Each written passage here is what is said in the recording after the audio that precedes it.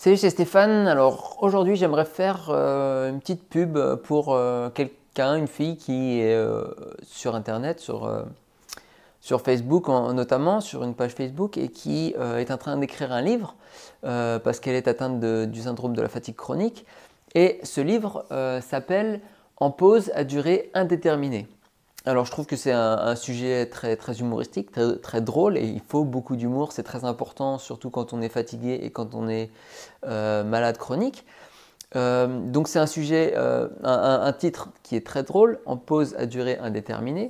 Et c'est vrai que c'est un peu la sensation qu'on a quand on tombe dans la fatigue chronique, qu'on n'est plus capable de faire grand-chose, donc on a envie d'attendre que ça aille mieux, donc on est un peu en pause, mais attention à ne prendre ce titre que de façon humoristique et ne pas le prendre au pied de la lettre, à savoir que je pense qu'il faut faire attention à ne pas le penser qu'on est en pause. À partir du moment où on a une fatigue chronique qui s'installe, il faut se mettre dans la tête que c'est quelque chose qui peut être à vie. Donc il faut accepter, il faut commencer par prendre conscience de ce phénomène et se dire voilà, je ne suis pas en pause à durée indéterminée, je suis quelqu'un de nouveau, quelqu'un peut-être d'affaibli physiquement, mais je ne suis pas affaibli moralement et je suis toujours là et je vais vivre autrement et je vais trouver comment vivre bien dans la fatigue chronique. Et c'est qu'avec ce point de départ-là que progressivement on peut espérer aller mieux et que progressivement on peut essayer de s'en sortir. Ce n'est pas en disant ah mais c'est temporaire, là c'est vraiment je vais pas bien mais c'est temporaire et puis il y a un miracle qui va arriver et puis ce sera fini. Non, il faut se dire que c'est peut-être pour beaucoup plus longtemps que ce qu'on pense et il faut l'accepter et voilà. Et une fois qu'on a accepté cette fatigue chronique, on a déjà fait un énorme pas vers la guérison, si ce n'est au moins le mieux-être.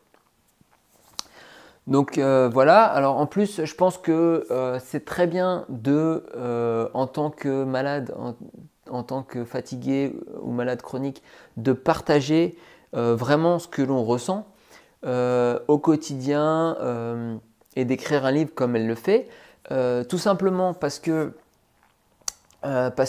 énormément de gens n'ont pas conscience de ce qui se passe en nous et c'est pas en parlant avec eux autour d'un thé qu'ils vont avoir conscience de ce que l'on vit. Je pense que le livre nous permet de poser par écrit vraiment des mots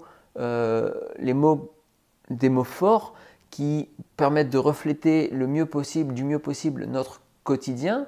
Votre quotidien, ils sont tous différents. Chaque personne malade chronique a un quotidien et des sensations physiques différentes et un bien-être et un mal-être et des hauts et des bas qui sont différents. Et c'est important justement que tout le monde le partage pour qu'on puisse se rendre compte de ce qui se passe chez les autres et qu'on n'ignore plus et qu'on ne dédramatise pas ces conditions-là. Donc voilà, le livre permet vraiment de véhiculer un message qui est beaucoup plus profond. Et donc voilà, un petit coup de pub au passage pour son livre qui n'est pas encore sorti à l'heure de cette vidéo, qui est donc ce livre qui est En pause à durée indéterminée, donc titre que j'adore, hein, très humoristique.